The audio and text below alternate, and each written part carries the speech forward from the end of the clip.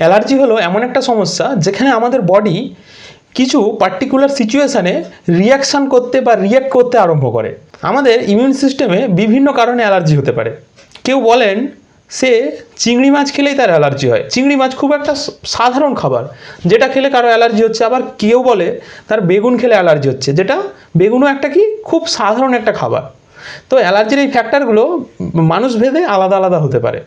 কারো কারো ক্ষেত্রে আবার কোনো কোনো ওষুধে অ্যালার্জি হয়, যেমন পেন কিলার জাতীয় ওষুধ খেলে কারো কারো ক্ষেত্রে অ্যালার্জি হতে পারে। সুতরাং কোনো একটা পার্টিকুলার জিনিস একজনের মধ্যে যদি অ্যালার্জি সৃষ্টি করে, সেটা হচ্ছে অপরজনের মধ্যেও করবে এমন কিছু মানে নেই। অর্থাৎ আপনার পরিবারে আপনার হয়তো বেগুন খেলে অ্যালার্জি হচ্ছে, তো আপনার বাবার যে বেগুন খেলে অ্যালার্জি হবে এমন কোনো মানে নেই। এই অ্যালার্জির ট্রিগারিং ফ্যাক্টরটা সবার ক্ষেত্রে ভ্যারি করে। এই অ্যালার্জি থেকে বাঁচার জন্য কি করতে হবে? যেই জিনিসটা খাওয়ার জন্য আপনার অ্যালার্জি হচ্ছে সেই জিনিসটাই অ্যাভয়েড করতে হবে। যদি চিংড়ি মাছ খাওয়ার জন্য অ্যালার্জি হয়ে থাকে, তাহলে চিংড়ি মাছের থেকে দূরে থাকতে হবে। এটাই হচ্ছে সহজ পদ্ধতি। এইসব ওষুধ খেয়ে কোনো তেমন কিছু লাভ হয় বলে আমার জানা নেই। ভালো থাকবেন, সুস্থ থাকবেন। এমন আরও হেলথ রিলেটেড ভিডিওর জন্য চ্যানেলটি সাবস্ক্রাইব ও ফলো করতে পারেন।